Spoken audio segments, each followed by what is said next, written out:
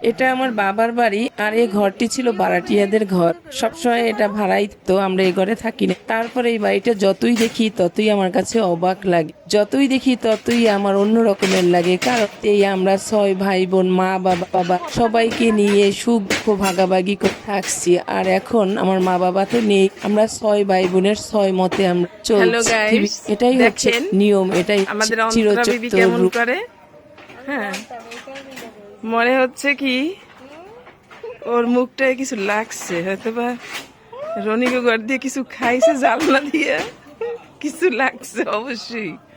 দেখেন কেমন করে দেখছেন, যেই কথা সেই কাজ। দেখছেন, এটা আমার বাবা নিজ হাতে করছে। না, এই যে এটা আমার বাবা নিজ হাতে করছে, নিজ হাতে সুন্দর করে করছে।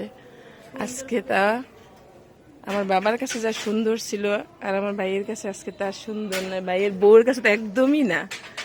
আমার বাবার কাজগুলো তখন খুব সুন্দর পরিপাটি ছিল, তার জন্য বেস্ট কাজ ছিল।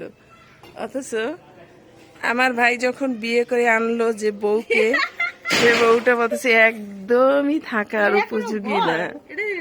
হ্যাঁ, কিন্তু যখন আমার বাবা করছিল তখন তো একদম বেস্ট রাজ পেশাদ ছিল আমাদের, এখানেই আমাদের সব স্বপ্ন ছিল। কিন্তু আজকে দেখেন এই ভাই আমাদের কিভাবে ভাঙতে, আর আমার ভাই বড় ছোট ভাই দেখেন দেখেন দেখেন আমার ছোট ভাই কি করে, ও খুশিতে আটখান। মানে ওর বউ বলছে ঘরটারে ভাঙতে, আর ও ভাঙতে পারতেছে আর খুশি। আর দেখেন আমার খালাতো ভাই কি বলে,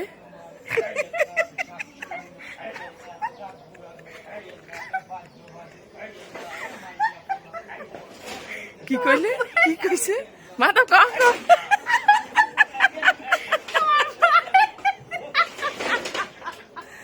ক ক